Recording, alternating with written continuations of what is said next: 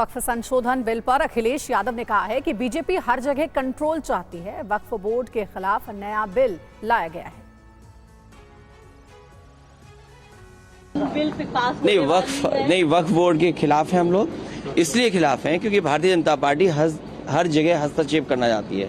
Bharatiya Janata party हर जगह अपना control चाहती है। सर, साथ ही जो अजमेर के हैं वो लोग सपोर्ट कर रहे थे, चिश्ती लोग, वो लोग कह रहे हैं कि इसको भ्रम फैलाया जा रहा है, ये सही है। ये भारतीय जनता पार्टी किससे क्या कहलवा दे, किससे क्या करवा दे, ये भारतीय जनता पार्टी का कमाल है। कमेटी के अंदर भी स्टैंड रहा था इसके विरोध का और सदन के अंदर भी इसका विरोध था, क्योंकि ये कोई नीयत सही नहीं होता।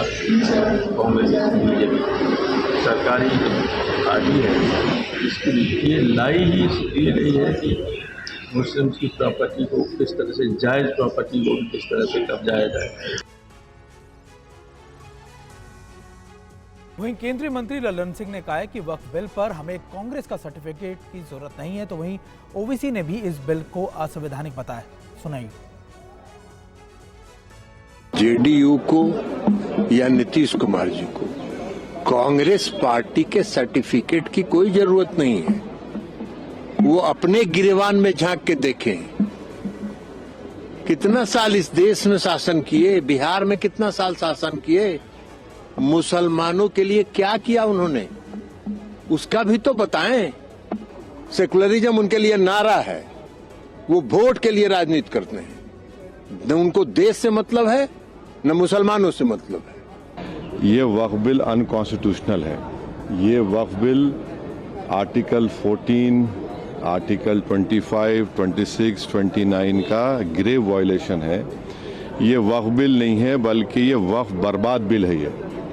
और अगर चंद्रबाबू नायडू, नीतीश कुमार, चिराग पासवान, जयंत चौधरी इसकी तायीद करेंगे, उनको ये देखना चाहिए कि ये सपोर्ट तो कर रहे हैं, मगर क्या आप 5 साल के बाद जब जाएंगे जनता के पास, क्या जवाब देंगे उनको?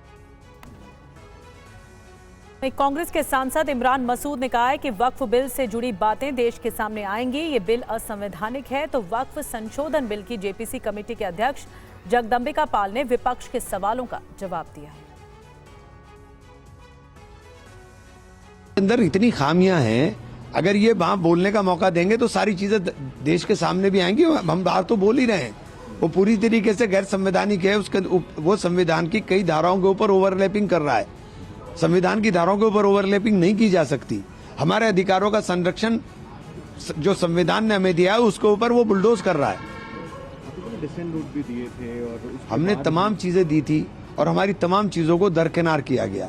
विपक्ष को पूरी तरीके से क्रश किया जा रहा है। जब संसदीय कार्य मंत्री किरण रिजिजू जी कह रहे हैं लगातार कि हम वक्फ के बिल पे चर्चा करने के लिए तैयार हैं, विपक्ष से अपील कर रहे हैं कि वो भी सदन में आए और इस पे चर्चा करें।